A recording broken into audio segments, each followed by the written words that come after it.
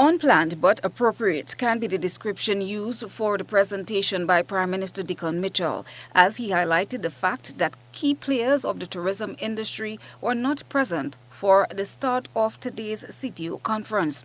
A brief poll of the delegates revealed that the majority of attendees were hoteliers, with scarce to no representation by farmers, fishermen, agro-processors, restaurateurs, and other key industry players. The Prime Minister abandoned his prepared speech and used the occasion to call for greater inclusiveness, citing the need to highlight the linkage that foster the desired sustainability in tourism as the theme commands. The 2024 Sustainable Tourism Conference, held under the theme People, Planet, Prosperity, Purpose and Partnership, kicked off at the Radisson Resort this morning. Any farmers, could you identify yourself? All right, I'm counting a handful. Okay. Happy. Any fishermen? Any agro-processors? Food processors? Anybody who works in the supply chain?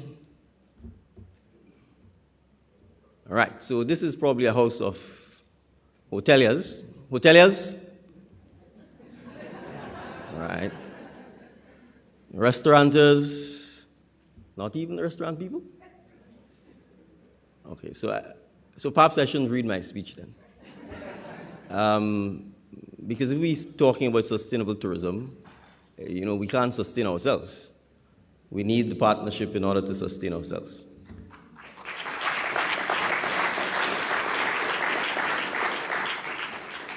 So it means that when we have our conversations, we probably have to be a little more inclusive and invite the farmers, the agro-processors, the fishermen, etc., the supply chain people, to help us sustain this tourism industry, which is our crown jewel in the Caribbean.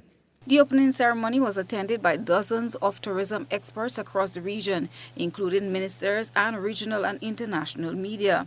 Executive Chair of Sandals Resort International, Adam Stewart, delivered the keynote address, further underscoring the need for partnerships if the destination intends to capitalize on its uniqueness.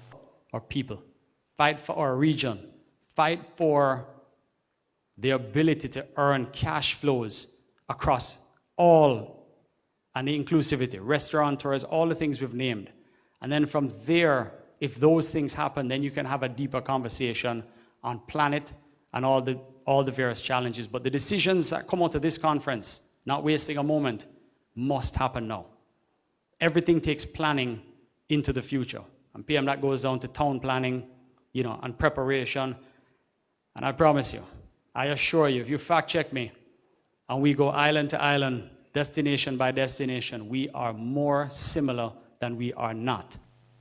The Sustainable Tourism Conference aims to provide a collaborative platform for industry leaders, policymakers, and experts to tackle the environmental, social, and economic challenges facing the Caribbean region.